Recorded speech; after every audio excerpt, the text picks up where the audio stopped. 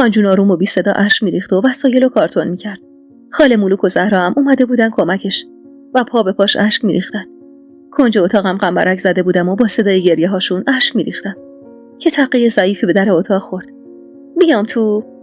نگاهی به صورت گرد و هیکل توپلش انداختم. اونقدر گریه کرده بود که نوک دماغش سرخ و برم کرده بود. سر تکون دادم و زهرا با فین وارد اتاقم شد. یک کارتون خالی تو دستش بود. کنارم نشست و با آستین پیرهنش صورتشو پاک کرد. رکسانا، خاله گفت اینو بیارم اساستو بریزی توش. از چشماش که دو میزد و سعی داشت ازم قایمشون کنه، معلوم بود یه حرفی رو دلش سنگینی میکنه. آروم گفتم بگو زهرا، چی میخوای بگی؟ دست باچه نگام کرد. چیزه، راستش یه چیزی شنفتم ولی میترسم بگم ناراحت شی. ترسیده نگاش کردم. بگو زهرا، نصف جونم کردی. راستش راجب کاوه است. نمیدونم بگم یا نه. اسم کاوه که میومد قلبم تندتر میزد. از ترس بود یا نشونه های از عشق قدیمی نمیدونم، ولی چنان تند میزد که میگفتم هر آن ممکنه از سینه بزنه بیرون. بگو زهرا، بگو که کشتی من. آب دهنش رو با ترس خورد داد و گفت دایی رضا واسش وکیل گرفته. میگه قسم خورده که کار اون نیست، ولی همه چیز علیه اونه. میگه با عمران رو در رو شده، حتی دست به یقه هم شدن، اما اون چاقو نزده بهش. کاوه گفته مرد و مردونه باهاش حرف زدم که پا پس بکشه، اونم قبول کرد. چرا باید میکشتمش آخه؟ بغض کرده لب زدم. پس چرا فرار کرده بود؟ کجا رفته بود؟ اگه قاتل نبود چرا رفته بود؟ زهرا شونه‌ای بالا انداخت و گفت نمیدونم والا. دایی میگه رفته بوده تهرون. راستش دایی از زیر زبونش کشیده، گفته پیش یه زنه بوده، واسه همینم حاضر نیست ازش به نفع خودش استفاده کنه و حرف بزنه. یه زن؟ کاوه پیش یه زن بوده؟ پس چرا این بلاها رو سر من آورد وقتی یه زن دیگه تو زندگیش بوده؟ سیل اشکم روونه شد و همون اشکا پر از حرف بود، پر از درد و غصه. زهرا لب ورچید و گفت این مردا همشون لنگه همه رکسانا جون. کاوه و مجنونم نداره، یکم که بهشون سخت بگذره گره تنبونشون شل میشه. لبام لرزید و گفتم اون که یه نفر دیگر رو جای من داشته چرا اومد گند زد به زندگیم و رفت؟ شونه‌ای بالا انداخت و گفت نمیدونم دردش چی بوده. والا همه میگن از آقات کینه داشته، اومده خودشو خالی کنه و بره که گرفتار شده. ولی دایی رضا میگه همه چیز مشکوکه. میگه یه جای کارهاش صابر و کاوه لنگ میزنه. میگه کاوه چند باری درخواست داده آقاتو ببینه، اما آقات قبول نکرده. اخمامو در هم کردم و گفتم با آقام چی کار داره؟ زهرا لباشو کج کرد که یعنی نمیدونم و بعد با خیال راحت شروع کرد به جمع کردن وسایلم. ذهنم کم به هم ریخته بود که زهرا هم با این حرفاش بیشتر آشوبش کرد. همه چیز یه طرف، فکر زنی که اون شب کاوه پیشش بوده هم یه طرف. هرچی میخواستم فکرشو از سرم بیرون کنم بیفایده بود. بی هوا یه زن قد بلند چشم و ابرو مشکی جلوی چشمم نقش میبست. زنی لبند و مکار که بلد بود حال خراب کاوه رو خوب کنه. اونقدر ذهنم پی اون زن گیر کرده بود که دیگه به باقی چیزا فکر نکنم. به این که اگه عمران پا پس کشیده بود و با کاوه کنار اومده بود، چرا کاوه رفته بود پی اون زن تهرون؟ به این که کاوه با آقام چی کار داشت؟ به این که اگه کاوه راست میگفت پس کی بود اون قاتل بیرم؟ توی چشم به هم زدن توی هفته تمام زندگیمون جمع شد و آقام یه خونه کوچیک توی تهران خرید. روزی که اساسمون رو بار کامیون کردیم، خاله مولوک و خانجونم عین ابر بهار اشک میریختن. لبه ایوون نشسته بودم و سعی داشتم تک تک خاطرات بچگیمو به خاطر بیارم. دایی رضا داشت با آقام کلنجار میرفت. گوشامو تیز کردم ببینم چی میگه. حاجی بیا و مردونگی کن، ببین چی کارت داره. من مطمئنم کاوه بیگناهه. لب از لب وا نمیکنه، میگه باید تو رو ببینه. والا که اگه نری اون هم حرفی نمیزنه و حکم اعدامش میاد. به خدا که خونش گردن شما میفته. آقام براق شد تو صورتش و گفت رضا نذار این دم آخری تندی کنم باهات. گوره بابای اونو خونش. من از خدام اعدامش کنه. یالا رکسانا بشین تو اتاق، میخوایم بریم. بی حرف سوار شدم و آقام هرسی پشت فرمون نشست.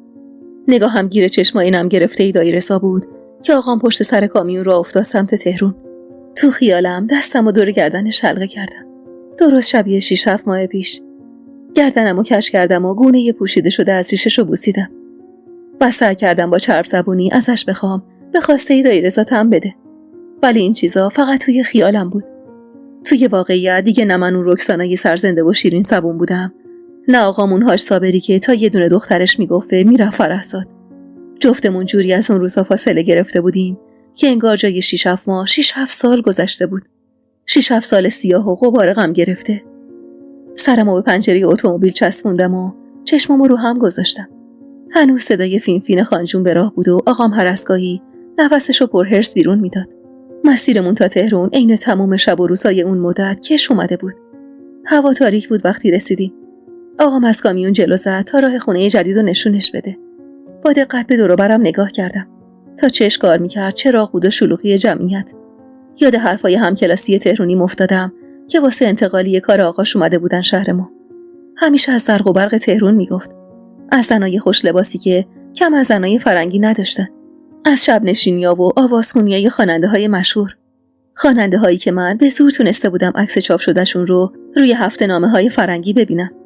آقام بی‌حوصله رانندگی می‌کرد و من پاک یادم رفته بود واسه چی و چرا اونجاییم.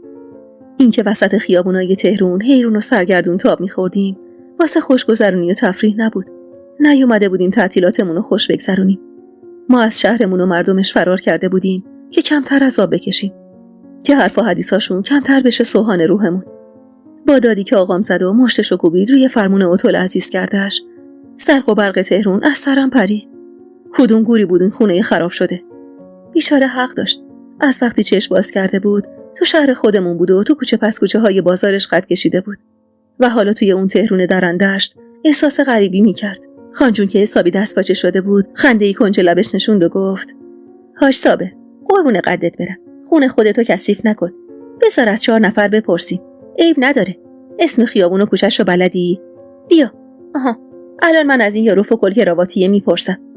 همینجور که سعی داشت آقام آروم کنه، سرشو از شیشه اتومبیل بیرون کرد و با لهجه غلیظ ترکی بلند داد زد: داداش، میشه به ما کمک کنی؟ غریبیم اینجا.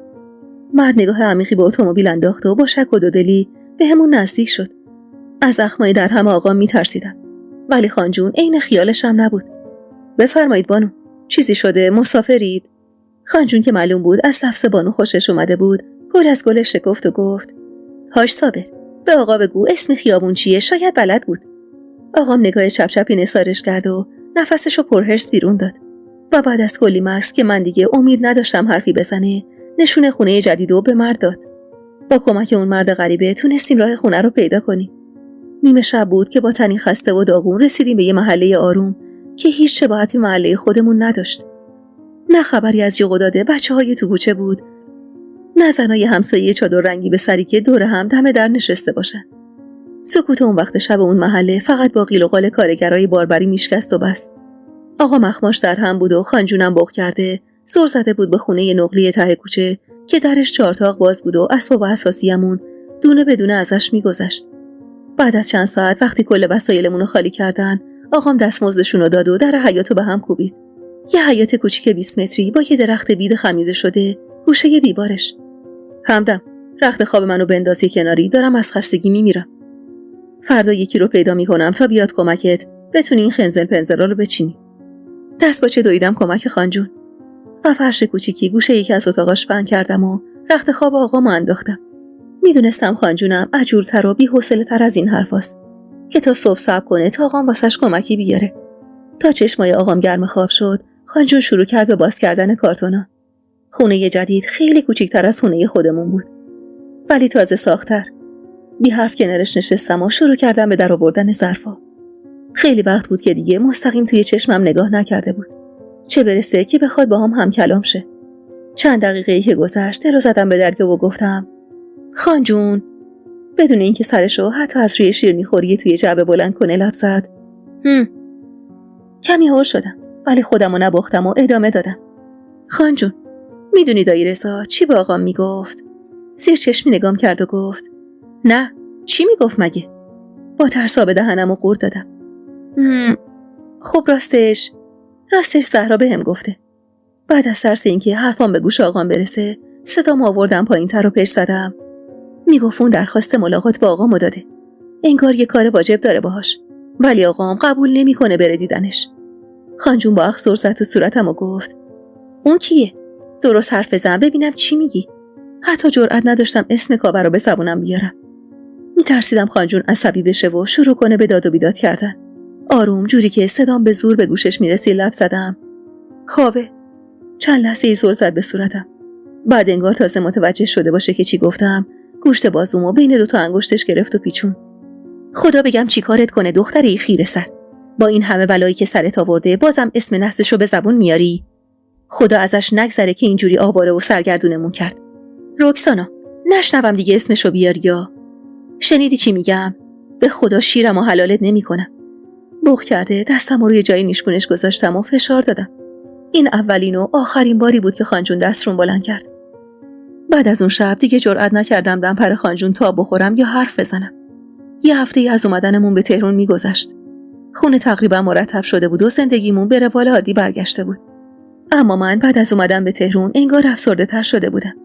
انگار تازه فهمیده بودم چه بلاهایی سرم اومده و چه چیزایی رو از دست دادم. کنار کتابای مدرسه‌ام میشستم و تا خود صبح اشک میریختم. من کل زندگیم رو به پای عشق به کاوه باخته بودم و انگار تازه داشت حالیم میشد چیا به سرم اومده. درست همون شبایی که تا سحر خواب به چشمم نمی اومد و با آینده نابود شدم فکر میکردم، صدای کلکل و بگو مگوی آقام و خانجونم و از اتاق بغلی میشنیدم.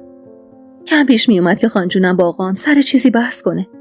واسه همین ترسیده اشکامو پس زدم و گوشامو تیز کردم. چی میگی حاجی؟ مگه میشه نشونی از خونم به خانوادم ندم؟ شاید آنام و داداشم و ملوک بخوام بیان دیدنمون. همین که گفتم همدم. گوش کن به حرفام جون عزیزت. به خدا اگه خبت کنی هر چی رشته‌ام پنبه میشه و خانواده حسن پیدامون میکنن. من واسه خودم باکیم نیست. دلنگرون شما دوتا. خانجون انگار قانع شد که دیگه چیزی نگفت و سکوت افتاد بینشون. اما شک و دودلی بیشتر از قبل رونه کرد تو دل من. احساس میکردم آقام داره یه کارایی میکنه و سعی داره ازمون قایمش کنه. خیال میکردم آقام میخواد اونقدر خودشو از دید دایی رضا مخفی کنه که حکم اعدام کاوه بیاد و از شرش خلاص بشه. از خودم که نمیتونستم قایم کنم. من هنوز ته دلمم یه حسی به کاوه داشتم. حسی که با شنیدن بلایی که قرار بود به سرش بیاد فوران میکرد و نم اشک میشه سوی چشمم. و دیگه خوب اینو فهمیده بودم که ته مونده اون عشق آتشین هنوزم ته قلبم هست.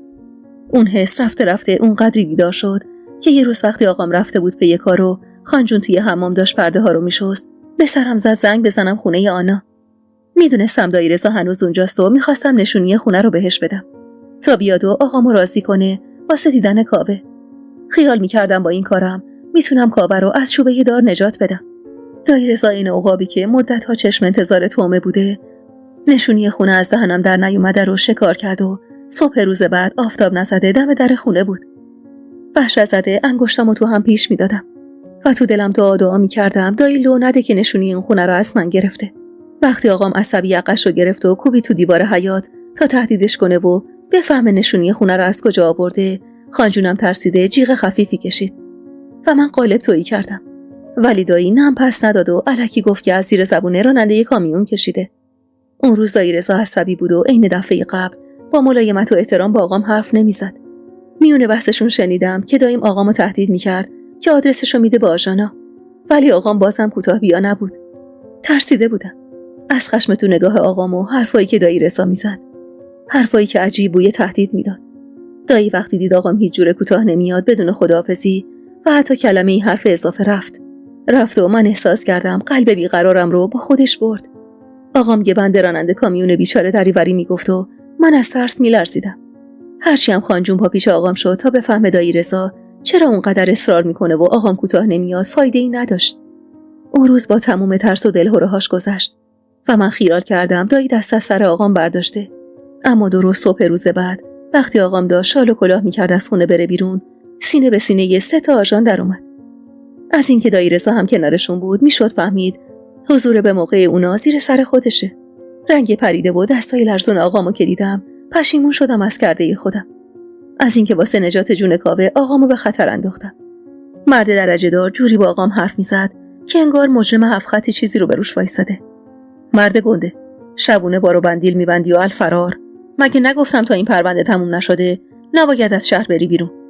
حالا دیگه با حرفای مرد درجه دار خانجونم هم با رنگ و روی پریده کنارشون وایساده بود و سعی داشت سر از ماجرا در بیاره. جناب سروان، مگه تکلیف پروندهش روشن نشد؟ بالا ما گفتیم قاتل رو گرفتین، شرش کم شد از زندگیمون. حاجی، فعلا که همون قاتل ازش شکایت کرده.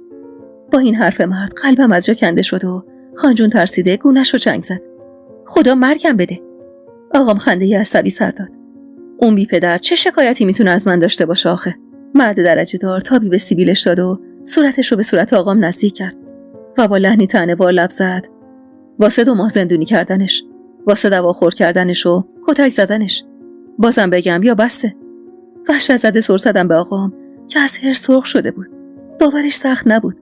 آقام اونقدری از وسط من با کابه نفرت داشت که هر کاری میکرد واسه دور کردنش از من. دروغ میگه مرد مومن. آبرومو که برده. حالا هم میخواد با این کاراش بندازتم کنج زندون. مرد درجه دار پوزخندی زد و گفت: اگه بگم شاهد داره چی؟ اگه بگم اون پیرزنی که پسراش این بدبخت و عملی کردن اومده شهادت داده چی؟ آخه آدم ناحسابی. میگه اون خدا بیامرز جوون بوده، عقلش قد نمیداده. تو با این سن و سالت چرا این کارا رو کردی؟ جوون مردمو گرفتی بسی توی بیغوله به بهونه اینکه خواستگار دخترته؟ مگه این مملکت صاحب نداره؟ آقا منگار که ته بن‌بست گیر افتاده باشه ترسیده یه نگاه به خانجون و بعدم یه نگاه به منی که پشت پنجره خشکم زده بود انداخت و عصبی داد زد: حقش بود. اون روزا نمیدونستم به ناموسم دست برده. به خدا که اگه میدونستم زندش نمیذاشتم. دواخور کردنشم که هیچی نیست.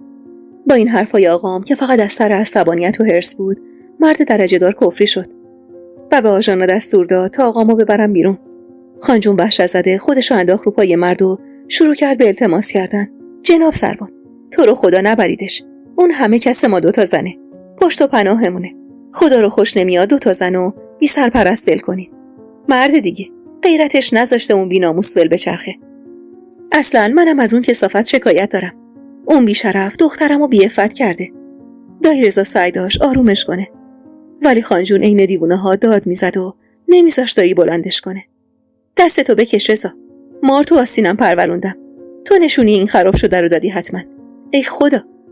آقام کت بسته تو اتومبیل آشنا بود و خانجونم خودشو انداخته بود روی پای مردی که سر دستشون بود و التماس میکرد. همه این خفت و خاریا به خاطر بیفکری من بود. با دیدن اون صحنه ها نتونستم خودمو کنترل کنم و هرسی از اتاق زدم بیرون و درست روبروی مرد وایسادم و گفتم: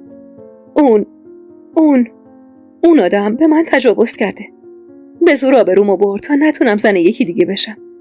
بعدشم گورشو گم کرد و رفت تا آبروی آقامو ببره و درست شب عروسیم برگشت تا آقامو تو شهر بی آبرو کنه. منم ازش شکایت دارم. مرد نگاه تحقیرآمیزی به سر تا پام انداخت و گفت: این چیزا رو اینجا داد نمیزنن. باید برگردی شهرت، اونجا ازش شکایت کنی. تنم از شرم حرفایی که زده بودم خیس عرق بود و دستام از حرص میلرزید. دایی بالاخره تونسته بود خانجونمو از روی زمین بلند کنه. نگاه سنگین جفتشون رو حس میکردم. مرد درجه دار همون جور که میرفت سمت اتومبیلش رو کرد به دایی و گفت: با خودت بیارشون. شاید نیاز بود باهاشون حرف بزنم. اصلا از کجا معلوم همین حاجیتون قاتل اون بدبخت نباشه. پاهم سوز شد و روی زمین آوار شدم. آخه چرا آقام باید عمرانو میکشت؟ اونم عمرانی که قول داده بود آبروی هممونو بخره. این مرد چرا این همه بیراه حرف میزد؟ خانجون وسط حیاط نشسته بود و تو سر خودش ضربه میزد. خدا ازت نگذره دختر. ببین به چه روزی انداختیمون. چقدر گفتم بنداز از سرت بیرون فکر این پسر یی بی‌بته رو. گوش نکردی تا آخرش رسوای عالم شدیم. ای خدا، خودت به دادمون برس. ذهنم پر بود از غم و تلخی. اونقدری که به باقی حرفای اون مرد فکرم نمی‌کردم. به 2 ماه زندونی شدن کاوه به دست آقام عمران، به دواخور کردنش، به اون پیرزنی که شهادت داده بود. اون لحظه هیچ چیزی قدر رفتن آقام اهمیت نداشت. دایی مجبورمون کرد ساک ببندیم و باهاش راهی شیم. اونقدر از دستگیر شدن آقام حرص داشتم که تمام مدتی که توی راه برگشت بودیم با خودم کلنجار میرفتم واسه شکایت کردن از کاوه. میخواستم پوزش رو به خاک بمالم و همون جور که آبروی ما رو برده بود آبروش رو ببرم. انگار توی چشم هم زدن عشقم بهش تبدیل به نفرت شده بود. این که به زور فتمو گرفت و ولم کرد و درست شب عروسیم اومد و آبرومو برد یه طرف، این که باعث شد آقامو، مردی که قد خدا میپرستیدمش، مردی که کل زندگیشو ریخته بود به پام، سکه‌ای پول کرد و تلاش میکرد بندازتش گوشه زندون، یه طرف. نمیتونستم دست رو دست بذارم تا هر کاری که دلش میخواد بکنه. وقتی رسیدیم همراه دایی رضا رفتیم خونه آنا. یعنی جز اونجا جایی نداشتیم که بریم. و من اون روزا چقدر معذب بودم. معذب از حضور توی جمع‌هایی که همه به چشم یه زن بدکاره نگاه میکردن. از این که میدیدم دایی رضا هنوزم خونه آنا میمونه قلبم به درد می اومد. همون شب اول وقتی همه خواب بودن خودم رو رسوندم به اتاقک اونور حیاط که تا همین چند وقت پیش خالی و بلا استفاده مونده بود و حالا شده بود مقر شب بیداری‌های دایی رضا. از پشت پنجره دیدمش که 4 دست و پا افتاده بود روی مشت کاغذپاره. ضربه ضعیفی به در زدم. بدون اینکه سر بلند کنه جواب داد: آنا میخوابم تا یکم دیگه، تو برو بخواب. آروم دسته در رو پایین کشیدم و گفتم: منم دایی. لبخند گمژونی نشوند روی لباشو، با سر اشاره کرد که کنارش بشینم. دایی رضا تنها آدم اون روزان بود که نگاهش بهم رنگ حقارت نداشت و حرفاش بوی کنایه نمیداد. آروم کنارش نشستم و یکی از کاغذپاره ها رو توی دستم گرفتم. معلوم بود مربوط به پرونده قتل عمرانه. بغض کرده چشم از اسم مقتول گرفتم و گفتم: اینا اینجا دست شما چی کار میکنه دایی؟ خندید تلخ و کشدار. رکسانا، باور کن اونقدر پا به پای وکیلش دویدم که حس میکنم خودمم یه پا وکیل شدم. اخمامو در هم کردم و گفتم: چرا اینقدر پشتشو میگیری دایی؟ براق شد تو صورتم و گفت: چون مطمئنم کاوه آدم کش نیست.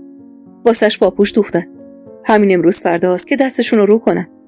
عین خودش اخمامو در هم کردم و گفتم: منم مطمئنم آقام آدم کش نیست. اخماش بی هوا باز شد و گفت: آدم دوست چطور؟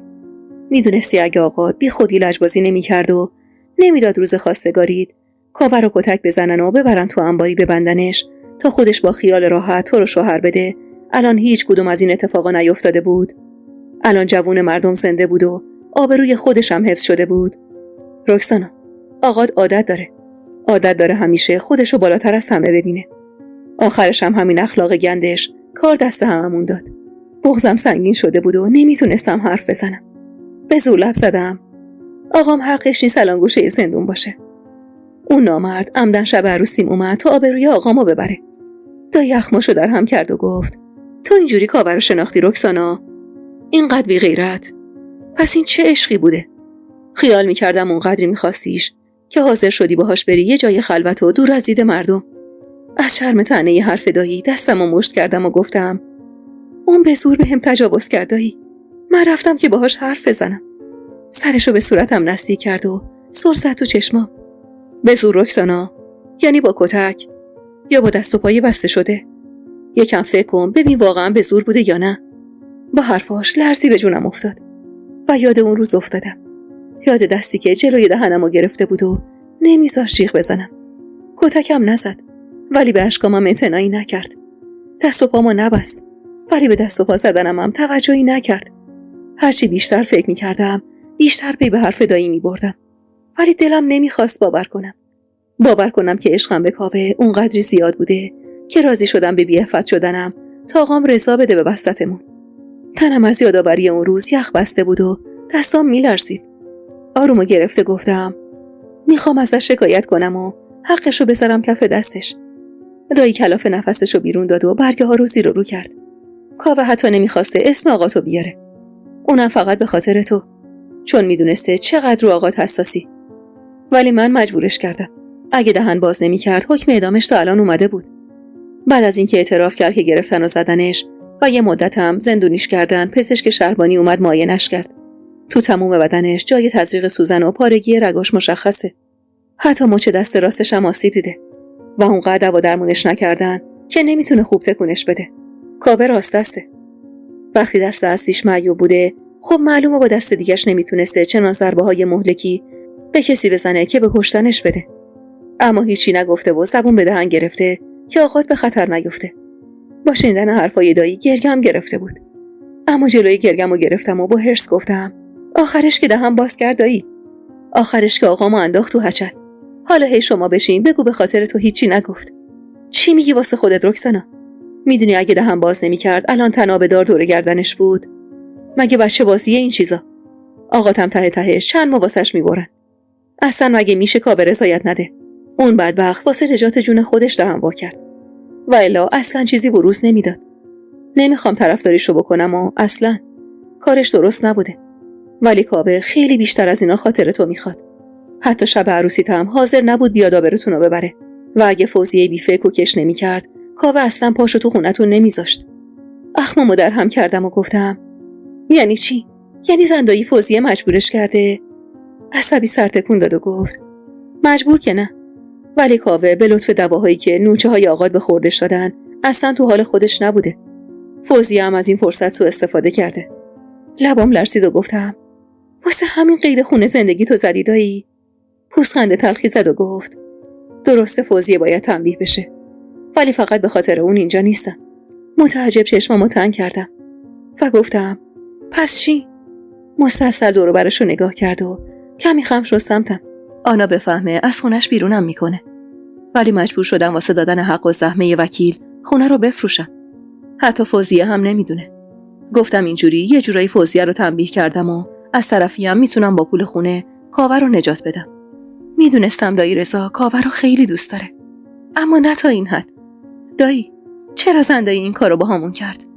مگه خانجونم و آقام چه بدی در حقش کرده بودن؟ رکسانا دایی تو بچه‌ای نمیفهمی.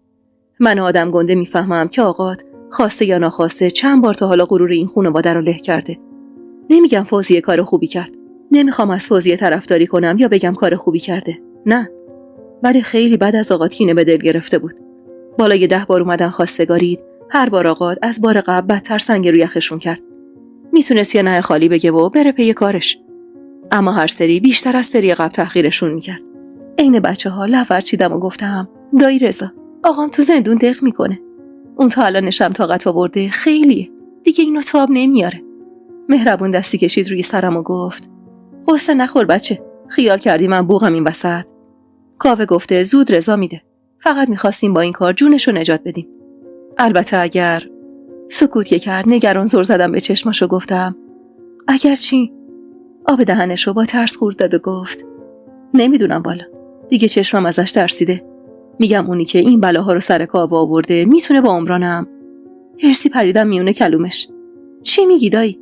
آقام همچین آدمی نیست، اصلا چرا باید عمرانو بکشه؟ خودت که شاهدی، شب آخر اومد جلوی همتون گفت میخواد آبرومو بخره. چرا آقام باید این کارو کنه؟ اصلا نمیفهمم چرا دل راجع به آقام اینجوری میگی. کلافه دستی تو موهای پرپشتش کشید و گفت من از خدام همچین چیزی نباشه رکسانا. صابر هرچی نباشه شوهر خواهرمه، بابای توئه، واسه منم عزیزه. درسته از دستش داغیم که با خودخواهیاش این بلاها رو سرمون آورده، ولی دلم هم رضا نمیده به این بس. تو نمیخواد قصه بخوری دایی، خودم همه چیزو راستوریس میکنم. شده این ابو قرازم من بفروشم، میفروشم و آقاتم در میارم از اون تو. ولی فعلا کاوه مهمتر از همه است، چون اون جونش در خطره. درک نمیکردم حس و حال عجیب دایی رضا رو، اینکه حاضر بود هر کاری بکنه تا کاوه رو نجات بده. اون شب وقتی برگشتم تو خونه و کنار خانجون و آنا دراز کشیدم، سرم پر بود از فکر و خیال. از وقتی آقامو برده بودن، فکر کاوه گم شده بود لابلای غم و غصه‌ای که واسه آقام داشتم. اون شبم مثل خیلی از شبای دیگه تا خود سحر چشم به هم نذاشتم. جوری که وقتی آفتاب زد دیدم دایی رضا رو که بی سر و صدا و ناشتایی نخورده از خونه زد بیرون. اون دفتر دستکای زیر بغلش هم نشون میداد داره میره پی کارای کاوه. نگاهم که به صورت مصدوم و شیرین محمد امین پسر 5 ساله‌ی دایی رضا میافتاد، قلبم آتیش میگرفت. از مظلومیتش خجالت میکشیدم که واسه خاطر من از مادر و زندگیش دور مونده بود. آنا با وجودی که پا به سن گذاشته بود و حال حوصله بچه نداشت، با جون و دل واسه محمد امین وقت میذاشت و واسش دل میسوزون. و گاهی میشنیدم چطور با استوبانی این وضعیت رو نفرین میکرد. و اون موقع ها بود که من عرق شرم میشست رو تیره کمرم. یه هفته از مستقر شدنمون توی خونه آنا میگذشت. خانجون هر روز میرفت شهربانی و التماس میکرد تا آقامو ببینه. و هر بار خسته و شکست خورده تر از قبل برمیگشت خونه و هر بار بیشتر از بار قبل از من دلچرکین میشد. و داغ دلشو با نیش و کنایه بهم خالی میکرد. روزگارم تلخ میگذشت، تلختر از هر زهری، و مجبور بودم دم نزنم. شاید اگه اون روزا دایی رضا و دلداریای شبونش نبود، دل میبریدم از این دنیا و دست میشستم از زندگی. راحت نبود زندگی کردن تو اون دوره با اون ننگ و سرفکندگی که روز به روز بیشتر جای داغش روی پیشونیم خودنمایی میکرد. عصر از زندایی فوزی میومد پشت در خونه و التماس میکرد که پسرشو بهش نشون بدن. آنا با اخمایی در هم در حالی که روی ایوون نشسته بود و پک عمیقی به قلیونش میزد، زیر لب فحش و ناسزا نثار خودش و خانواده‌اش میکرد. محمد امینم مظلوم و بی صدا گوشه پله ها میشست و اشک میریخت. دلم بیشتر از هر کسی واسه اون کباب بود. اگه ذره روی خوش از آنا میدیدم، حتما دلمو به دریا میزدم و ازش میخواستم بذاره زندایی بچه‌شو ببینه. ولی اون ابروهای گره خورده و نگاه غضب کرده‌اش دل و جرأتی واسم نمیذاشت. اون روزم دوباره زندایی فوزی اومده بود و امیر حسین بیچاره یه گوشه نشسته بود و داشت گریه میکرد. بغ کرده رفتم کنارش نشستم و سرشو به سینم چسبوندم و کنار گوشش لب زدم. قربونت برم، گریه نکن، درست میشه. فعلا آنا یکم عصبانیه. بچه یه بیچاره عین بید میلرزید و دم نمیزد. صدای التماسای زندایی دل منی رو هم که میدونستم جشن عروسیم با حرفای اون به هم خورده آب میکرد. ولی آنام بیدی نبود که با این بادا بلرزه. خانجون دست به کمر کنار آنا وایساده بود و با لذت به التماساش گوش میکرد. انگار زجه های زندایی آب یخی بود روی دل آتیش گرفتش. چند لحظه‌ای که گذشت صدای ناله‌هاش آروم گرفت و همه خیال کردیم رفته. اما با صدای چرخیدن کلید توی در حیاط و ظاهر شدن قامت بلند دایی رضا، آنا هل زده از جاش پرید. سینی قلیونو پس زد و گفت: رضا، توی مادر؟ والا ترسیدم بذارم بیا تو و یه دردسری بشه. گفتم خودت بیای بهتره. دایی با اخمایی در هم نگاش کرد و گفت: آنا، نگفتم اگه فوزیه اومد بذار بچه رو ببینه؟ آنا و خانجون دست باچه همدیگر رو نگاه کردن و خانجون زود به خودش اومد و گفت: آخه خوب نیست اینجوری. یعنی اگه میخوای ازش جداشی نباید بچه رو ببینه. تأثیر بد رو بچه میذاره. آنا هم پرید میونه کلوم خانجونم و گفت: آره مادر، همدم راست میگه. همون چند بارم که اومد بچه رو هوایی کرد. همش بهونه میگیره، لب به هیچی نمیزنه. منی که تا اون لحظه خیال میکردم آنا به دستور دایی نمیذاره محمد امین مادرشو ببینه، با دهن باز فقط بهشون نگاه میکردم. کی گفته میخوام طلاقش بدم آبجی؟ دایی اونقدر حرصی بود که وقتی حرف میزد رگ کنار گردنش جم میخورد. لا اله الا الله. بیا تو ببینم پوزیه. زندایی خجل و سر به زیر وارد حیاط شد و محمد امین سوق زده دوید سمتش. خانجون با حرص به جعبه شیرینی تو دست دایی اشاره کرد. شیرینی آشتی کنون آقا داداش. گفتی به جهنم که گه زدم به زندگی آبجی. بذار برگردم به زندگیم. همدم کیلو چنده دیگه. دایی کلافه سری تکون داد. شیرینی اثبات بیگناهی کاوس آبجی. رفتم دم خونه حاج خانوم که اولین خبر رو به مادر و خواهرش بدم. تازه اونجا فهمیدم زن بدبختم هر روز می اومده اینجا و شما سنگ رو گخش می‌کردین. از شنیدن خبر اثبات بیگناهی کاوه نه لبخند نشست روی لبم، نه ته دلم از خوشی قنداب شد. شاید اگر 10 روز پیش این خبر به گوشم میرسید خوشحال میشدم و از سر ذوق خدا رو هم شکر میکردم. ولی حالا درست موقعی که آقام به لطف کاوه افتاده بود گوشه هلفدونی، خوشی این خبر فقط در حد یه نفس آسوده از ته دل بود. اونم فقط واسه خاطر اینکه خیالم راحت شده بود کسی که این همه وقت عاشقش بودم قاتل جون کسی نبوده. خانجون هرسی حمله ور شد سمت دایی رضا و جعبه شیرینی تو دستش رو کشید و پر کرد سمت باغچه. خبر آزادی اون گور به گوری اینقدر خوشه که تو واسه شیرینی دستت گرفتی؟ یادت رفته چه بلایی سر زندگی خواهرت آورده؟ دایی نفس عمیقی کشید تا حرسش فروکش کنه. خواهر من، اون خطای کاوه جای خودش. درسته خطا کرده. ولی نمیشه بشینی نگاه کنی که جوون بی تقصیر مردم بره پای چوبه دار. انصافم خوب چیزیه. خانجون این تمام وقتی که کم می آورد و شروع می‌کرد به گریه و ساری کردن، نشست وسط حیاط و با 2 دستش کوبید تو سر خودش. ای خدا، منو بکش، راحتم کن. از خودی بکشم یا از غریبه؟ آخه این چه زندگی من دارم؟ رضای خیر ندیده. خیال نکن حالیم نشده ها. فهمیدم. خوبم فهمیدم که تو اون گور به گوری رو وادار کردی اون اعترافا رو راجع به صابر بکنه که خودشو نجات بده و صابر بیچاره منو بندازه تو هچل. دایی که غم حرفای خانجونم از صورتش میبارید کنارش نشست و سعی کرد بغلش کنه. آبجی، قربونت برم، حق داری ناراحت باشی، ولی به خدا چاره ای نبود. اون بدبختم اگه منظورش نمی‌کردم حاضر نمیشد حرفی بزنه. ولی خب پای جون یه آدم بیگناه وسط بود، نمیشد محافظه‌کاری کرد که. به خدا قول میدم، قول مردونه که به زودی زود صابر رو هم از اون هلفدونی در بیارم. آبجی نگام کن. بیچاره دایی رضا که توی اون شرایط شده بود سنگ اسکرین آسیا. از یه طرف زن و بچه و زندگی رو هوای خودش، از یه طرف هم گلایه‌های خانجونم و جرم آقا. از طرف دیگه زندگی من و آبروی ریخته شدم. اون روز دایی رضا جعبه شیرینی له شده رو برداشت و داد دست زندایی و ستایی از خونه آنا زدم بیرون. به محض اینکه پاشونو از حیاط گذاشتم بیرون، آنا شروع کرد به ناله و نفرین کردن. ای خدا به زمین گرم بزنه این خانواده رو که تک تک بچه‌هامو اسیر و عبیر خودشون کردن. بی شرفا انگار مهره مار دارن. دیدی همدم؟ دیدی چطور دست پسرمو گرفت و برد؟ والا خوبه. اگه ما بودیم شوهرمون 3 طلاقمون میکرد. اما ببین این زنی که رو. خانجون هنوز کف حیاط نشسته بود و با خودش زیر لب یه چیزایی زمزمه میکرد. کلافه و سردرگم‌تر از اونی بودم که بتونم بمونم و دل بدم به ناله و نفریناشون. بی سر و صدا پا شدم و رفتم اتاق پشت ساختمون، جایی که صداهاشون کمتر به گوشم میرسید. سر گلوم یه بغض بزرگ حس میکردم. بغضی که نمیفهمیدم واسه کدوم یکی از دردامون قدر سنگین شده و داره راه نفس کشیدنمو میبنده. گوشه ی اتاق کس کردم. چندم بود؟ اواخر اردیبهشت ماه بود یا اوایل خرداد؟ بی هوا یاد امتحانات ورودی دانشگاه افتادم و دلم هوری فرو ریخت. با یه اشتباه، یه خطا، یه حماقت، کل زندگی و آینده خودم و اطرافیانمو نابود کرده بودم. با حرص چشمامو روی هم فشار دادم تا اشکم سرازیر نشه. چهره مظلوم عمران که پشت پلکم نقش بست، بغضم بی هوا سر باز کرد. آخه اون چه گناهی داشت که وسط این مهلکه باید تاوان خطای منو با جونش میداد؟ حسی که اون لحظه به خودم داشتم مثل تمام این مدت فقط انزجار و نفرت بود. اون شب دایرزا برنگشت خونه و آنا و خانجونم خیال میکردن با هم صلح کردن و برگشتن سر خونه زندگیشون. ولی منی که میدونستم دیگه خونه ای در کار نیست، دلم عین سیر و سرکه میجوشید. دلنگرونش بودم و تا خود صبح کابوس میدیدم. ظهر روز بعد وقتی دیگه دل بسته بودم به حرفای آنا و امید داشتم که راستی برگشته باشن سر خونه زندگیشون، صدای چرخیدن کلیدش پیچید تو حیاط سوتوکور خونه. سوق زده دویدم سمتش و با دیدن شونه‌های افتاده و لب و لوچه آویزونش قلبم از جا کنده شد. ترسیده خودم رو بهش نزدیک کردم و دم گوشش گفتم: دایی رضا، کجا موندی؟ مردم از نگرانی. آنا و خانجون خیال می‌کردم برگشتین سر خونه زندگیتون. بدون اینکه نگام کنه راهش رو کش کرد سمت اتاقش و من لجوجانه دنبالش رفتم. دایی چرا اینقدر پکری؟ چیزی شده؟ آقام حالش خوبه؟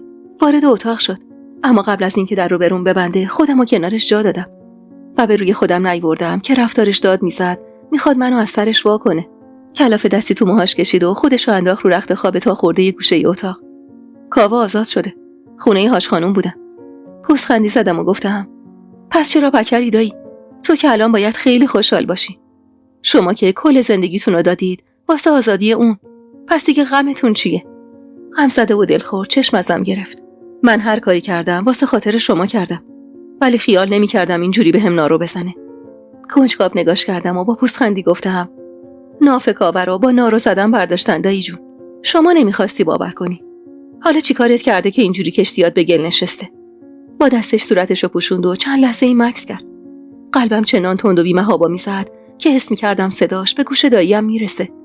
واسه آقا 10 سال حکم بریدن. اون دو تا قول شما غم پیدا کردن و واسه هر کدوم 5 سال بریدن. اوضاع خیلی خرابه رکسانا. کاوه قول داده بود وقتی نجات پیدا کرد رضایت بده آقا آزاد بشه.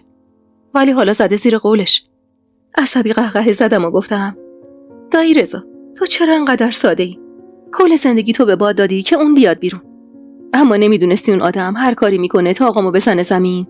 چرا فکر کردین حالا که میدون اومده دستش تا آقامو عذاب بده پا پس میکشه؟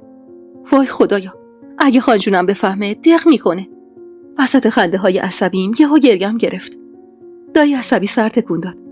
میگه فقط به یه شرط رضا میدم و یا نباید حبسشو کامل بکشه. دست با چشمامو پس زدم و گفتم: چه شرطی؟ دایی جوری خجالت زده و شرمنده سر به زیر انداخته بود که ضربان قلبم بیشتر بالا میرفت. میگه حاجی باید رضایت بده من و رکسانا عقد کنیم تا رضایت بدم بیاد بیرون. لبام از بغض لرزید و گفتم: چون میدونه آقا این شرطو قبول نمیکنه اینجوری گفته. مگه ندایی؟ نگاه غمزده‌شو ازم گرفت. رکسانا، چطور به مادرت بگم چه گندی زدم؟ وای خدا، حتی روم نمیشه تو چشماش نگاه کنم. اصلا انگار این کاوه دیگه اون کاوه‌ای که میشناختم نیست. تهدیدش کردم که اگه رضا نده خواهرشو طلاق میدم. ولی ککشم نگزید رکسانا. تلخ خندیدم و گفتم: چون شما رو میشناسه و میدونه اونقدری وجدان دارید که این کارو نکنید. عصبی سرشو به دیوار پشتی تکیه داد و چشماشو رو هم فشار داد. به خدا صابر سرشم بره رضایت نمیده. مطمئنم. اون موقع که این رسوایی‌ها به بار نیومده بود رضایت نداد. دیگه حالا عمرن رضایت بده. عصبی از جام بلند شدم. خودم باید باهاش حرف بزنم. با کاوه دایی. دیگه اونقدری عصبم داده بود و به هم فشار وارد شده بود که حتی اسمشو هم به زور میتونستم سر زبونم بیارم. باشه دایی، فردا میبرمت خونه حاج خانم. ولی مرغش یه پا داره. بی حرف از اتاقش زدم بیرون و لب حوض نشستم و چند مشابه یخ پاشیدم به صورتم تا آتش خشمم فروکش کنه. 8 خرداد ماه بود. خانجون بی خبر از همه جا عین تمام روزای این مدت رفته بود شهربانی تا التماسشون کنه و بتونه آقامو ببینه. مطمئن بودم وقتی برسه اونجا از حکمی که واسه آقام بریدن با خبر میشه. دایی نگران و مضطرب بود. پیراهن بلندی پوشیدم. و یه روسری بزرگم سر کردم و زیر گلوم گره زدم. از وقتی شده بودم انگشت نمای مردم شهر، نه دل و دماغ رسیدم به خودم و داشتم و نه جرأتشو. واسه همینم سعی می‌کردم بدقواره ترین لباسای ممکن رو تنم کنم و با پوشوندن موهام کمتر تو چشم باشم. آخه قبل از این ماجرا من اصلا روسری نمی‌پوشیدم. دایی به محض دیدنم گفت: مطمئنی می‌خوای باهاش حرف بزنی؟ رکسانا، نیایی بیشتر از قبل هرسیش کنی یا بذار راه خودم رو پیش برم، شاید تونستم مجابش کنم. مطمئن سر تکون دادم. نه دایی، میخوام ببینمش. باید ببینمش. و قبل از اینکه آنا متوجه چیزی بشه، دوتایی از خونه زدیم بیرون. کف دستام از اضطراب رو در رو شدن باهاش خیس عرق بود و زبونم خشک. تا برسیم به خونه حاج خانم 1000 بار تو خیالم باهاش گلاویز شدم. 1000 و چند بار گلوشو تو چنگم گرفتم و فشار دادم و سرش داد زدم. اما ته همه این جدالا من بودم و دلی که داد میزد این همون کاوه‌ایه که 8 ماه پیش حاضر بودی باهاش توی لونه مرغ زندگی کنی. دست سردش که روی دست سرترم نشست، از فکر و خیال بیرون اومدم. میخوای برگردیم دایی؟ نگاهش به قطره اشکی بود که چکیده بود روی گونم. با حرص پسش زدم و گفتم: نه، میخوام ببینمش دایی. دایی هنوز مستصل نگام میکرد که دستمو از تو دستش بیرون کشیدم و از اتومبیل پیاده شدم. هوا گرم بود، ولی من به شدت احساس سرما میکردم. تن و بدنم میلرزید و به زور قدم برمی‌داشتم. قبل از اینکه دلم پشیمون بشه و برگرده از تصمیمش، انگشتم رو روی زنگ در فشار دادم و ازش فاصله گرفتم. طول کشید تا حاج خانم چادر به سر تو دالون در حیاط ظاهر بشه. پیرزن بیچاره تا نگاهش بهم افتاد، عین جن زده ها بالا پرید و جز صدای هین وحشت زده‌ای صدایی ازش در نیومد. بدون اینکه سلام بدم، سرد و بیروح لب زدم: میخوام پسرتون رو ببینم حاج خانم. واسه مادری که تازه با 1000 زور و مکافات پسرش از شوبه دار نجات پیدا کرده بود، حضور منی که از چشمش باعث بانی تمام این بلاها بودم، اعصاب جهنم بود. صورت پرچین و چروکش رو در هم کرد و نالید: دخترم، تو رو جون آقات، برو دست از سرش بردار. بچم تازه از شر بلاها آزاد شده. جون عزیزت. دست کاوه که روشونش نشست، حرفش نصف نیمه موند. چی شده ننه؟ کی اومده؟ برو کنار بذار ببینم. نگاهش که میخی صورتم شد، حرف تو دهنش ماسید. حسابی لاغر شده بود و استخون زیر چشماش زده بود بیرون. از اون کاوه چارشونه و هیکلی هیچ خبری نبود. نگاهم سر خورد روی دست راستش که توی آتل بسته شده بود. درد که تو دستم پیچید، یاد بلای افتادم که محتاج روز مرگ عمران به سرم آورده بود. شاید هممون داشتیم تقاص بیگناهی عمران رو پس میدادیم. کاوه، رکسانا میخواد باهات حرف بزنه. بیا چند دقیقه‌ای بشین تو ماشین، چند کلم حرف داره باهات. این که دایی میدونست تنهایی توی فضایی در بسته عین خونه یا اتاق موندن با کاوه عذابم میداد، خیلی به مزاقم خوش اومد. کاوه بی حرف را افتاد سمت اتومبیل و دایی کنار حاج خانم موند. کاوه که روی صندلی عقب اتومبیل جا خوش کرد، با حالتی زار روی صندلی کنار راننده نشستم. ذهنم خالی بود از هر حرف و سخنی. انگار تمام کلمه ها پر کشیده و رفته بودن از خیالم. میدونم که ازم خیلی دلخوری رکسانا. حقم داری. ولی چاره‌ای نداشتم و ندارم. چشمم به دیوار روبرو بود و گوشم به حرفاش. به خدا اگه از ترس اعدام نبود اصلا اسمشو نمی آوردم. سرد و بیروح پریدم میونه کلامش. اگه راست میگی مردونگی کن، رضایت بده بیاد بیرون. سنگینی نگاهش رو خودم حس میکردم، ولی دلم نمیخواست نگاش کنم. نمیتونم رکسانا. این آخرین فرصتیه که میتونم به دستت بیارم. با حرفش یهو خونم جوش اومد و عصبی چرخیدم سمتش. میخوای از گیر افتادن آقام سوء استفاده کنی؟ تو با خودت چی فکر میکنی کاوه؟ نکنه خیال میکنی این قلب بی صاحب من هنوزم عین قبل واسط میزنه؟ نه، حرف بزن ببینم تو اون کله پوکه چی میگذره؟ با چشمای مظلوم و غمزده نگام میکرد و حرفی نمیزد. شاید اگه توی زمان و مکان دیگه ای بودیم و آقام توی اون وضع نبود، دلم واسش میلرزید. اما اون لحظه تمام فکر و ذهن من فقط و فقط آقام بود. عصبی تر از قبل غریدم: بی‌عفتم کردی و ول کردی رفتی تا شب عروسیم بیای آبروی آقامو ببری. آره کاوه، بازم دلت خنک نشد انداختیش کنج زندون که بیشتر عذابش بدی؟ رکسانا جان، تو وقتی با داداش رضا اینجایی یعنی میدونی آقا چی کار کرده که الان گوشه زندون نشسته. پس تو رو خدا نگو ولم کردی و رفتی. من اونقدری بی غیرت نبودم که ناموسمو ول کنم به امون خدا. 2 ماه و نیم من کت بسته کنج یه اتاق ته یکی از باغای دور تهران افتاده بودم. ولی تو چی کار کردی؟ 1 به 2 نرسیده نشستی پای سفره عقد اون یاروی ناموس دوست. اسم اون بدبختو به زبون نیار. اون اومد که گند تو رو لاپوشونی کنه. با این حرفم دیدم رگ گردنش رو که برجسته تر شد و فکی که از حرص منقبض شد. رکسانا، اگه آقا نامردی نکرده بود، اگه گیرم نمینداخت، من خودم گندمو میپوشوندم. نیاز به هیچ خریبه‌ای هم نبود. اصلا من چرا اون کارو کردم؟ واسه اینکه به دستت بیارم. مگه مرض داشتم اون کارو کنم و ول کنم برم؟ پوزخندی زدم و گفتم تو از نامردی حرف نزن که خودت ته تموم نامردایی. دم از غیرت میزنی ولی به چشم من از تو به غیرت تر نیست. وقتی ناموس تو پس توی مغازه رفیقت بی‌عفت میکردی، غیرتت کجا بود؟ هان، بگو کجا بود اون غیرت نیم دارت؟ وقتی با تن و بدن داغون رفتم نشستم سر جلسه امتحان و بدتر از اون با حال خرابتر شبش سینی چای بردم واسه خانواده حاج حسن. میدیدم که با این حرفام عذاب میکشه و چقدر به مزاقم خوش میومد دیدن اون حالش. هیچ وقت فکر نمی‌کردم روزی از عذاب کشیدن کاوه لذت ببرم. دستشو از حرص مشت کرد و افتاد به جون صندلی اتومبیل. لا مروت، دارم میگم زندونیم کردن. زورشون به هم نمیرسید، چیز خورم کردن. همین با غیرتی که میگی اومد گند منو بپوشونه، با آقا دست به کی کرده بود که منو تا بعد از عروسی تو اون دخمه نگه دارن که بتونه بیشتر از این مخ پوک تو رو شستشو بده. واسه یه لحظه تموم اون روزایی که عمران با حال خراب میومد دنبالم و از گم شدن کاوه و نامردیش میگفت از جلو چشمم رد شد. دایی از بیرون رفتار عصبی کاوه رو دیده بود. اومد سمت اتومبیل و گفت چه خبرتونه شما دوتا؟ کم انگشت نمای مردم شدیم، حالا وسط کوچه هی قشقرق به پا میکنید. پاشو بیا بیرون ببینم. در سمت کاوه رو باز کرده بود و میخواست پیاده‌اش کنه. اما کاوه قبل از پیاده شدن گفت ببین رکسانا جان، منو نگاه کن. بچگی کردم، خامی کردم، غلط کردم، همش درست. اما به خدای احد و واحد از روی شهوت نبود اون کارم. خیال میکردم اگه اون کارو بکنم نشون کرده ی خودم میشی. رکسانا، من اگه اون خطا رو نکرده بودم تو الان تو مطبخ خونه پسر حاج حسن داشتی واسش زیزی بار میذاشتی. نفهمیدم از کی بغض راه گلومو بسته بود، اما با صدای گرفته لب زدم. در عوض اونم الان زنده بود. عین برق گرفته ها نگام کرد. حاله اشک تو چشماش کمی دلمو لرزون. به زور لبخند زد و گفت نه، چون مرده دلت واسش میسوزه. من میدونم ما آدما مرده پرستیم. به والله قسم اگه من به جای اون مرده بودم الان بالا سر قبر من داشتی زار میزدی. ولی چون سر و مرو گنده روبروت نشستم شدم آدم بده. اون شده پریزاد. اینا رو گفت و بدون اینکه منتظر جوابم بشه پیاده شد. هرزده پیاده شدم و گفتم کاوه، رضایت بده آقام بیاد بیرون.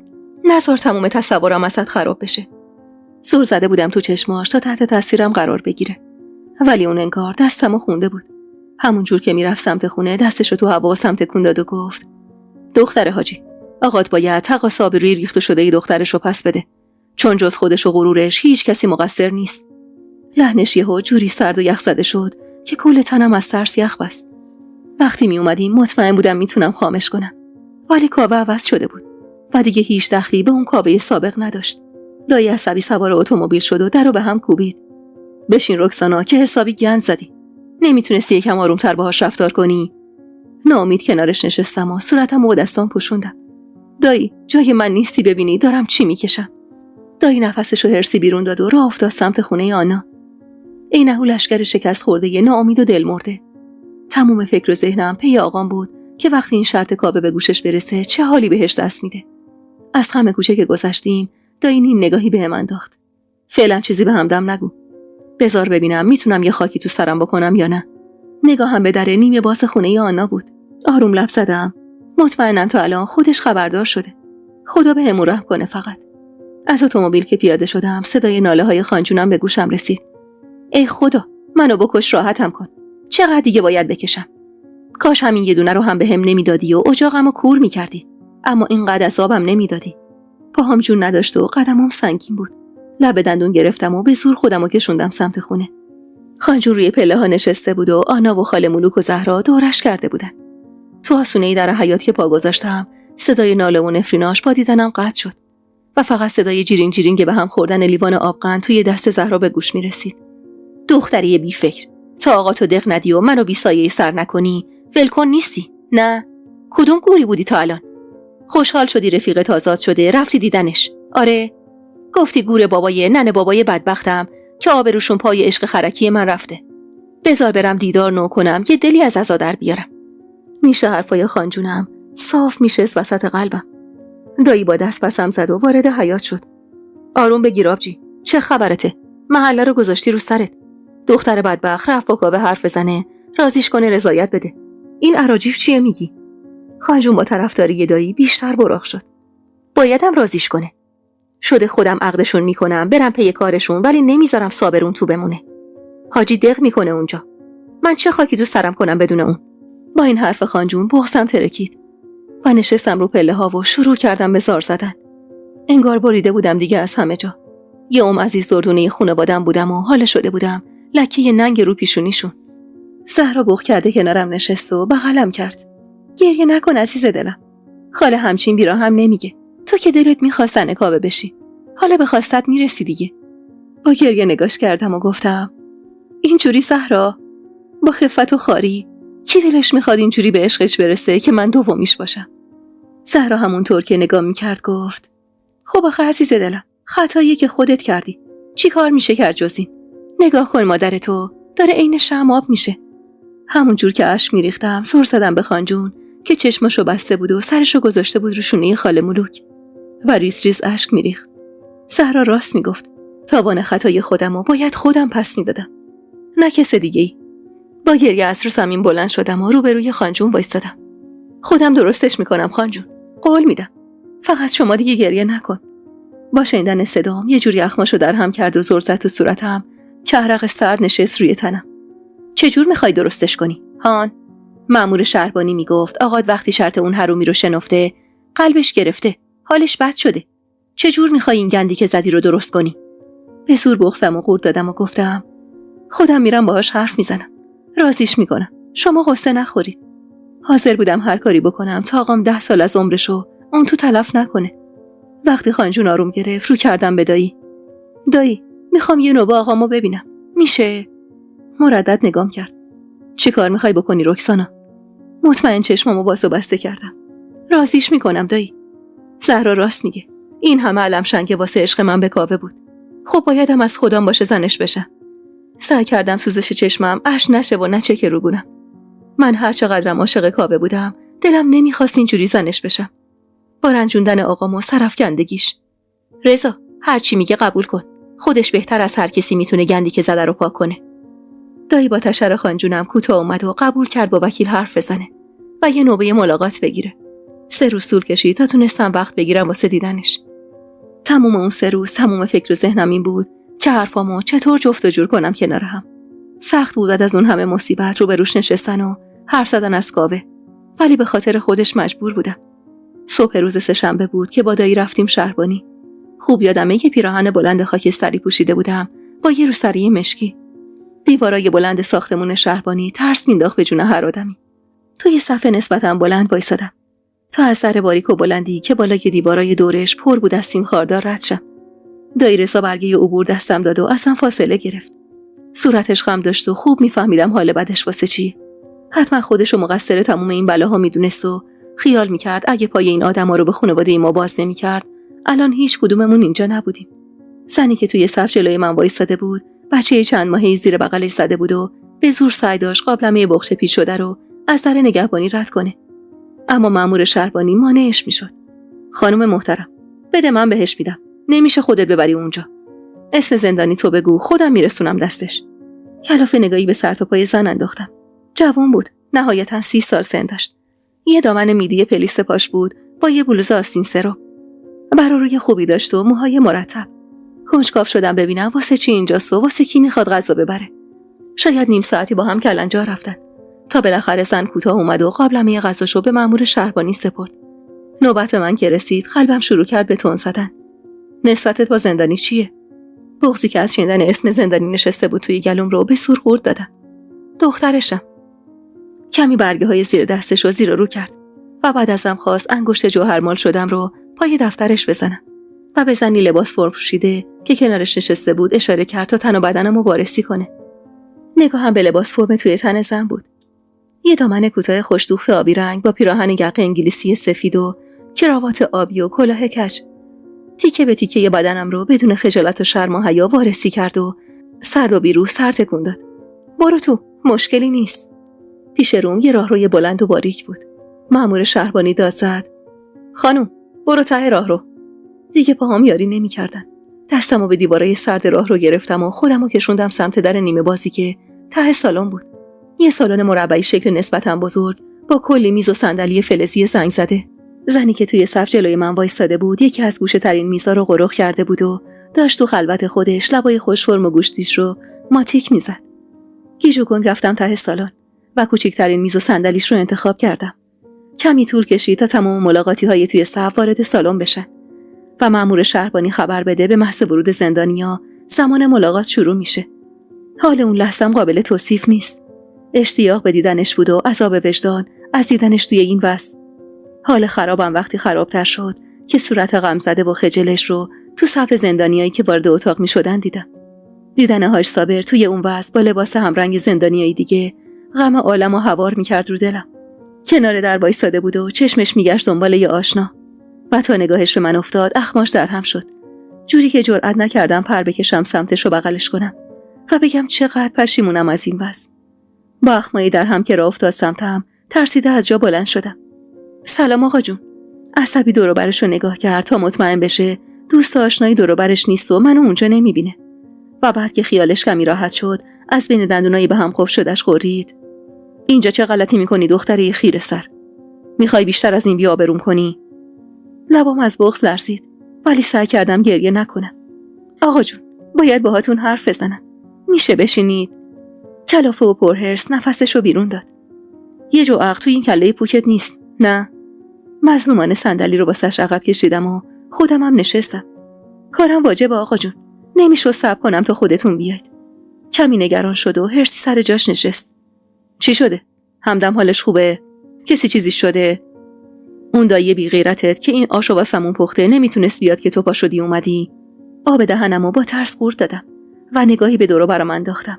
میز و صندلی‌ها تک و توک پر شده بودن و توی سالن همه به پا بود. چه شرخوندم پی میزی که اون زن و بچه‌ش روش نشسته بودن. مرد میون سالی با هیکلی درشت و سیبیلای دست چخماقی روبروش نشسته بود و با لذت نگاش میکرد. هی دختر، اومدی سینما مگه؟ ببین چقدر بدبخت شدم که اهل خونم باید بیان کجا و همپای چه جور زنایی منتظرم بشینن. آقام خیلی نامحسوس به رخت و لباس اون زن و لبای ماتیک خوردش توی اون فضا اشاره میکرد. با زبون لب خشکمو تر کردم. آقا جون، شنیدم 10 سال حکم واسه‌تون بریدن. پوزخنده تلخی زد و نگاهش رو ازم گرفت. بله، به لطف خانداییت.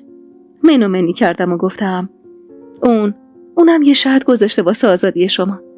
جوری گردنشو چرخوند و خیره شد تو صورتم که روح از تنم رفت. اون به گور پدر گور به گور شدش خندیده. خیال کرده بعد این همه رسوایی من کوتاه میام. انگشتامو که خیس عرق بودن زیر میز توی هم پیش دادم و نفس کوتاهی کشیدم. اما آقا جون، شما الان نزدیک 60 سالتونه. 10 سال دیگه میشه 70 سالتون. توی این 10 سال خانجون چی کار کنه؟ یا من؟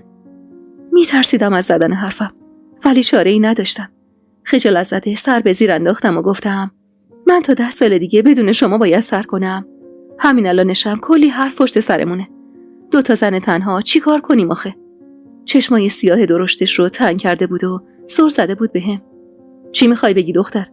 اونقدر آسمون ریسمون نباف. چند لحظه ای مکث کردم تا تمام دل و جرأتم رو یه جا جمع کنم.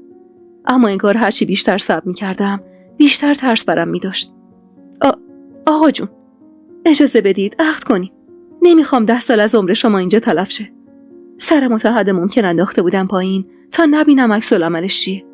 بی هوا با جفت دستاش روی میز فلزی بینمون کوبید و گفت نمیخوای من این تو بمونم یا داری از آب گلالود ماهی میگیری؟ گفتی خب آقام که گیر افتاده، بذار منم به ساز دلم برقصم. ای خاک تو سرت صابر که به چه فلاکتی افتادی. با داد و هوار آقام توجه تمام آدمای توی سالن به همون جلب شده بود. وزیر نگاه خیره و متعجبشون داشتم آب می شدم. آروم لب زدم. آقا جون، این به صلاح هم است. حتی اگه شما هم گیر نبودی باید این اتفاق می افتاد. یعنی جز اون کسی دیگه به من نگاه نمی کنه. اون لحظه که اون حرفا رو می زدم دلم می خواست زمین دهم وا کنه و من برم توش. آقام تون نفس می کشید و زیر لب لا اله الا الله می گفت. خجالت زده نگاش کردم و ادامه دادم. آقا جون، مطمئنم که شما خودت بهتر از من میدونی تو چه وضعی هستی. جدای از این که این تنها راه نجات شماست، تنها راه کم شدن حرف و حدیثای مردمم هست. اگه زنش بشم پچ مردم کم میشه و به مرور یادشون میره چیا شده. ولی اگه رضایت ندین تا آخر عمر عین آینه دق باید ور دل شما و خانجون بمونم. قبول کنید دیگه با این رسوایی‌ها هیچ کس جز خودش نگامم نمیکنه. چشماشو از حرص بست و به پشتی صندلی تکیه داد. ساکت شو رکسانا. دارو ندارم و فروختم که بریم تهران، که کسی ندونه و نشناسه تو رو، که این بلاها سرمون نیاد. بغض کرده بودم اما نمیخواستم گریه کنم. به زور لب زدم. اما آقا جون، اگه قرار باشه شما اینجا بمونی، خدا میدونه چی به سرمون بیاد. هنوز سرش پشتی صندلی بود و چشماش بسته. یهو خیز برداشت سمتم و انگشت اشاره‌شو تهدیدوار جلوی صورتم گرفت. میمونم اینجا تا روز آخرش، تا لحظه آخرش. اما نمیذارم اون بی‌شرف به خواستش برسه. تو و مادرت هم پیش داییت میمونید. وظیفشه گندی که زده رو خودش جمع کنه تا خلاص شم. ناامید از تموم تیرایی که زده بودم و به سنگ خورده بود اسممو جذب کردم واسه تیر خلاص. میدونستم اگه اینا رو بگم دلشو میشکنم و از چشمش میافتم، ولی چاره ای نبود. باید هر جور که بود راضیش میکردم. آقا جون، ولی شما خودت هم اشتباه کردی. نمیخوام خطای خودم رو لاپوشونی کنم یا پشت اونو بگیرم، ولی شما هم کم بی تقصیر نبودی. اون از وقتی که زورم کردین بشم عروس حاج حسن و پسر بدبختشو فرستادی تو زندگیم. اونم از اون کاری که با کاوه کردین. صورتم سرد و بیروح بود و سعی میکردم محکم حرف بزنم، اما دلم 1000 بار داشت ترک میخورد. جوری بهت زده نگام میکرد که انگار باورش نمیشد من همون رکسانای نیم وجبی خودش بودم که با تموم زبون درازیام یه بارم زبونم در مقابلش به خطا نچرخیده بود. دوباره ادامه دادم. اگه شما لج نکرده بودین، نه من بی عفت میشدم نه شما بی آبرو. اونقدر باد به قبقب انداختید و سکه یه پولش کردید که کینه به دل گرفت از خاندانمون و زهرشم اینجوری ریخت. آقا جون، اگه همون بار آخر که اومد خواستگاری و فهمیدی دل دخترتم باهاش کوتاه اومده بودی و به زور پسر حاج حسن رو نفرستاده بودی سراغم، الان من سر خون زندگیم بودم، نه سر زبون مردم. اون فلک زده یه بدبختم سینه قبرستون نخوابیده بود. شما واسه خاطر خودتون که نه، واسه خاطر من باید کوتاه بیایید و رضایت بدین به عقدمون. کاری که همون 8 ماه پیش باید میکردین و نکردین. از نگاه سرد و سنگینش قلبم به درد اومد. کمی خم شد روی میز و آروم پشت زد. هنوزم خاطرشو میخوای؟ بند وجودم از غم لرزید. بی حرف سرمو بالا پایین کردم. عصبی از جاش بلند شد و صندلی رو با پاش هل داد. رضایت میدم، ولی از لحظه‌ای که زنش شدی دیگه دختر من نیستی. آقات مرد رکسانا، مرد. لب به دندون گرفتم تا اشکم در نیاد، ولی شدنی نبود. وقتی با شونه‌های آویزون و قدم‌های سنگین از سالن رفت، احساس کردم قلبم داره از شدت غم میترکه. آقام عزیزترین آدم زندگیم بود. با تموم تلخی‌ها و سرسختیاش جونم واسش در میرفت. تو کل زندگیم تا اون روز یه بارم تو روش وای نستاده بودم و خش به دلش ننداخته بودم. اما اون روز تنها راه نجاتش همین بود. همین که از من برنجه و خط بکشه روم تا بتونه کنار بیاد با وصلت با آدمی که گرد مرگ پاشیده بود رو زندگیمون. حتی از تصورشم بغض گلومو میگرفت و غم چنبره میزد رو دلم. سرم روی میز فلزی گذاشتم و های های گریه کردم. بی خجالت و ترس اشک میریختم به حال دل شکسته آقام. دلم میخواست میشد و میتونستم زمانو به عقب برگردونم. برسم به اون روزی که آقام دست رو سرم کشید و موهای خرماییم رو بوسید و گفت تو لیاقتت خیلی بیشتر از این حرف هست. خودتو بیچاره این خانواده نکن. من حتی جنازتم دست این پسر نمیدم. کاش همون بار اولی که خواستگاری کاوه رو رد کرده بود پا میذاشتم رو دلم. خانم، حالت خوبه؟ ترسیده سرمو از روی میز بلند کردم. همون زن جوونه توی صف بود. پاشو قربونت، همه رفتن، خوب نیست با این سرباز تنها بمونی. دست با چشمامو پاک کردم و از روی صندلی بلند شدم و گفتم ممنونم که خبرم کردین. لبخند دلربایی زد و گفت آقات بود. سر تکون دادم. ببخشید، بی هوا شنفتم که داری رازیش میکنی واسه وصلت. یه چیزی بگم نمیذاریش با فضولی؟ بی حرف نگاش کردم. کمی دو دل بود و من میکرد، اما بالاخره دلو زد به دریا و گفت به خاطر پسر مردم قید خانواده‌تو نزن. به خدا ارزششو نداره. منو ببین، با این برارو و جمالات باید بیفتم دنبالش، از این زندون به اون زندون. چرا؟ چون اون موقع که همه گفتن نه، من به خرجم نرفت.